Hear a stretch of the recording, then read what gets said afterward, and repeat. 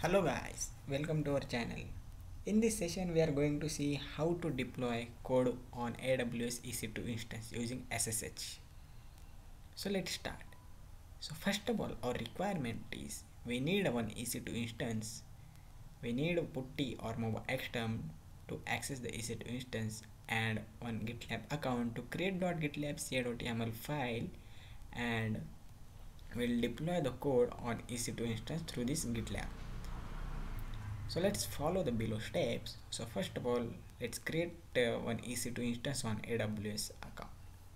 So let's go to the AWS account and click on the launch instance. Give the any specific name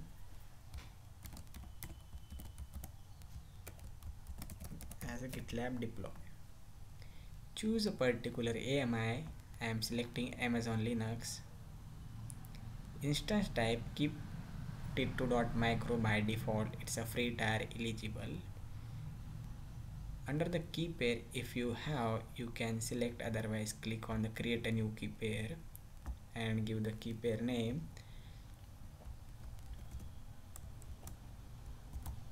AWS GitLab deployment and select here .pem file. Click on the create key pair. It's downloaded. Let's scroll down. Select here allow HTTP traffic from the internet, because we will deploy application on HTTP server. So by default port is 80 on for the HTTP protocol. So let's scroll down and click on the launch instance. Okay, let's click on view all instance. So GitLab underscore deploy, it's been pending. Let's go to the our documentation. What is our next step?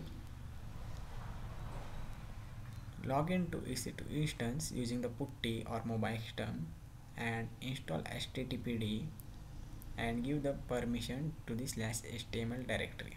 Okay,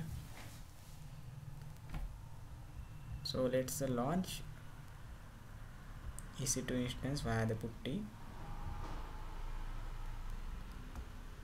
Open the putty here, give the IP address, click on SSH. Under the auth credentials, here we need .ppk file. So we have created AWS underscore GitLab underscore deploy, it's a PEM file. So first of all, we need to convert to ppk file. So that's the reason, go to the GitLab putty gen, select our PEM file and click on open. Save as a private key. Give the name AWS GitLab underscore deploy .ppk file. Click on save. Close this putty keygen. Select here putty private key. So this is our key, AWS underscore GitLab underscore deploy. Click on open here. Click on open. Just click on accept and give the login username. So by default Amazon Linux username ec2-user. Okay, say authentication done. So first of all, we'll move under the root user using the sudo su command. Then after that, we'll update some packages. Sudo update -y. Yum update -y. It's downloading few latest packages here.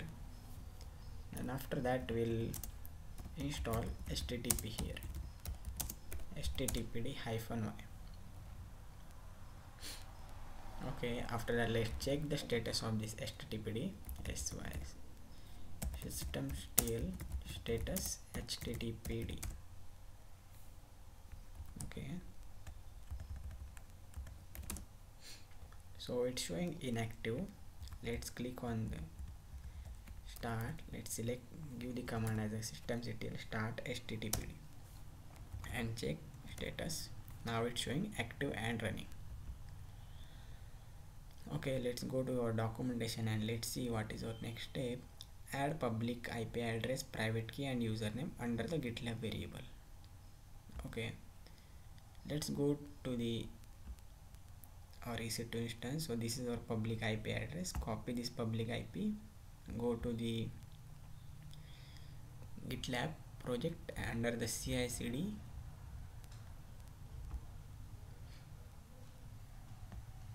Under the variable we'll store these values here, like public IP. So AWS underscore public underscore IP.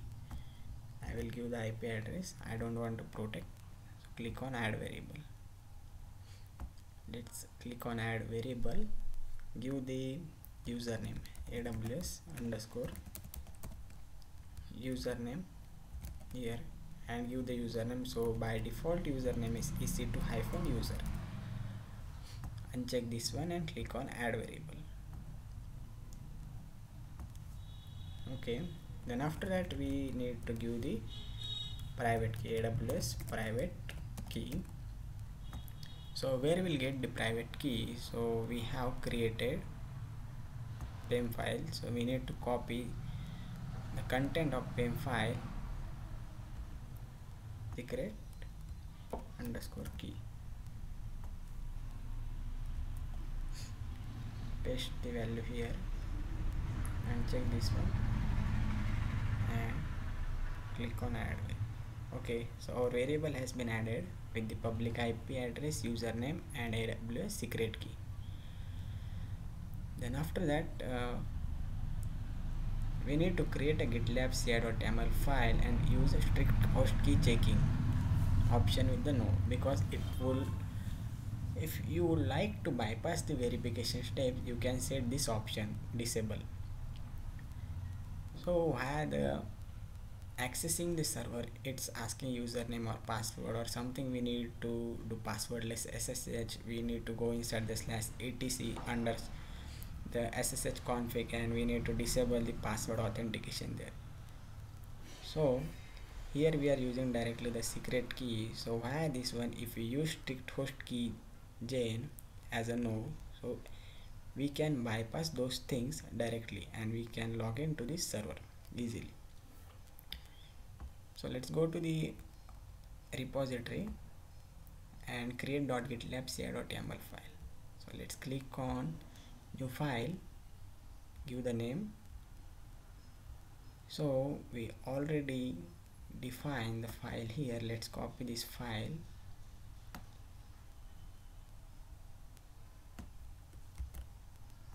and paste it here. So here we have defined only one stage as a deploy. There is a deploy job. Before the script, what will happen here, will create only one SSH file, create a .ssh directory to store private key and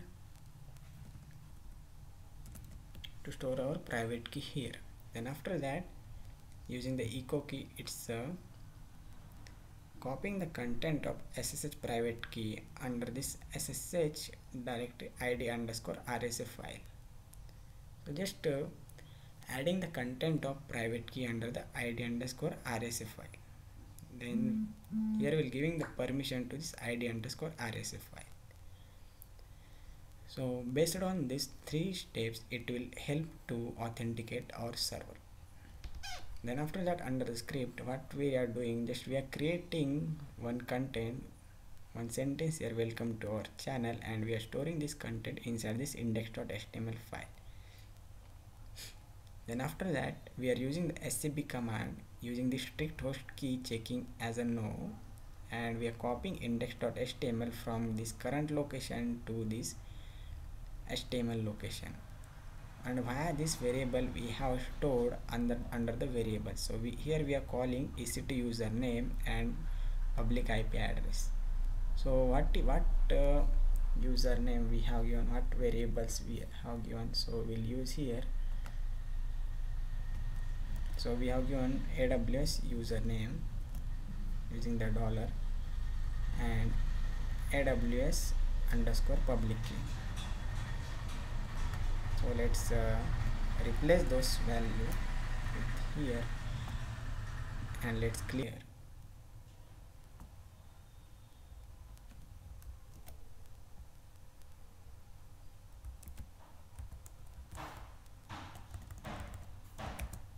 And let's click on the commit.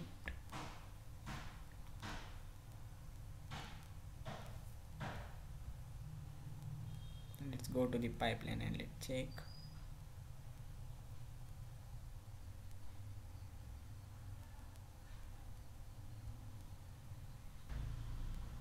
Okay, so here we need to give the permission. Let's go to the code and give the permission as a 777 slash var www and html. Let's retry this one.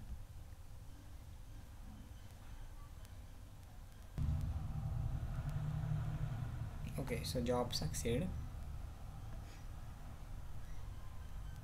Let's go to this path and let's see cd slash var www and html. Let's check index.html.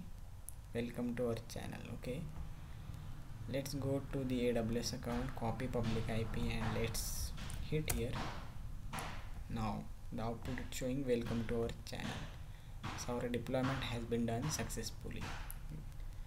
Using only this one command we can deploy our application easily.